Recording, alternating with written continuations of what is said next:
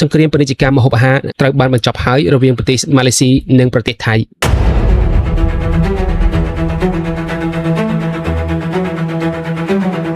ប្រិមិត្តទស្សនិកជនមកកាន់នាទីព័ត៌មានសេដ្ឋកិច្ចនិងការទូតអន្តរជាតិទីបំផុតសង្គ្រាមពាណិជ្ជកម្មម្ហូបអាហារសមុទ្ររវាងមហាអំណាចសេដ្ឋកិច្ចអាស៊ានទាំងពីរត្រូវបានបិទបញ្ចប់ហើយបន្ទាប់ពីការប្រឈមមុខដាក់គ្នានិងការបិទច្រកនាំចូលគ្នាទៅវិញទៅមកនិងដែលធ្វើឲ្យខាតបង់ទឹកប្រាក់រាប់លានដុល្លារពេលនេះរដ្ឋាភិបាលប្រទេសថៃនិងប្រទេសម៉ាឡេស៊ីបានឈានដល់កិច្ចព្រមព្រៀងជាប្រវត្តិសាស្ត្រដើម្បីដោះស្រាយចំនួននេះឲ្យបាន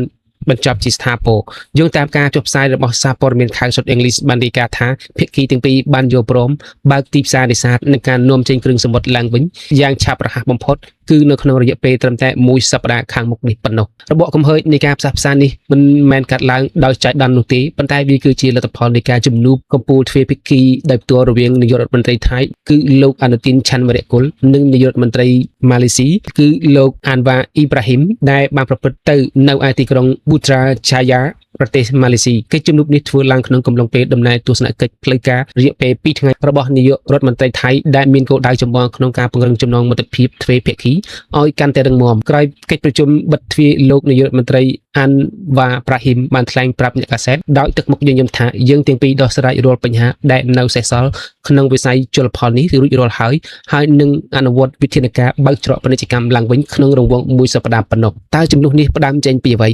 សូមរំលឹកថាសង្គ្រាមពាណិជ្ជកម្មនេះបានផ្ទុះឡើងកាលពីដើមឆ្នាំនេះបន្ទាប់ពីប្រទេសថៃបានចាត់វិធានការរឹតបន្តឹងនិងផ្អាកការនាំចូលត្រីសមុទ្រចំនួនអន្តរជាតិនេះបានធ្វើឲ្យប្រជាកសិករនិងអាជីវករ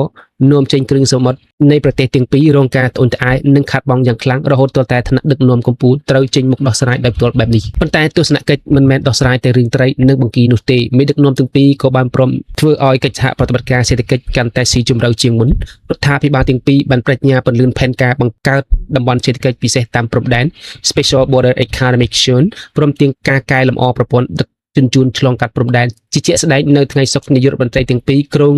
នឹងអញ្ជើញជាអធិបតីរួមគ្នាដើម្បីសម្ពោធដាក់ឲ្យដំណើរការនៅច្រកព្រំដែនឈើដាវថ្មីនៅក្នុងខេត្តសង្ឃ្លារបស់ថៃដែលតភ្ជាប់ជាមួយទៅនឹងច្រក Bukit Kayu Hitam របស់ម៉ាឡេស៊ីដែលជាច្រកទ្វារពាណិជ្ជកម្មផ្លូវគោកដ៏មមាញឹកបំផុតរវាងប្រទេសទាំងពីរបន្ថែមលើសពីនេះរដ្ឋាភិបាលទាំងពីរក៏បានសន្យាជំរុញគម្រោងតភ្ជាប់ហេដ្ឋារចនាសម្ព័ន្ធធំផងដែរដូចជាការតភ្ជាប់ប្រព័ន្ធលក់សម្បត្តិរថភ្លើងរួមគ្នារវាងទីក្រុងបាងកកហាត់យ៉ៃនិង Butterworth របស់ម៉ាឡេស៊ីការរៀបចំឡើងវិញសេវាសាឡាងតភ្ជាប់ខេត្តសាធុននិងកូឡាលឺប៉ឺលីសការស្ដារខ្សែផ្លូវដែក Chu Hai Gohuk និងគម្រោងសាងសង់ស្ពានឆ្លងកាត់ព្រំដែនថ្មីមួយទៀតការតភ្ជាប់នេះនឹងធ្វើឲ្យលំហូរសេដ្ឋកិច្ចតំបន់ហក់ឡើងមិនខានបន្ថែមលើពីនេះរដ្ឋាភិបាលទាំងពីរក៏បានសន្យាជំរុញគម្រោងតភ្ជាប់ហេដ្ឋារចនាសម្ព័ន្ធធំៗផងដែរដូចជាការតភ្ជាប់ប្រព័ន្ធលក់សម្បត្តិរថភ្លើងរួមគ្នារវាងទីក្រុងបាងកកហាត់យ៉ៃនិង Butterworth របស់ម៉ាឡេស៊ីការរៀបចំឡើង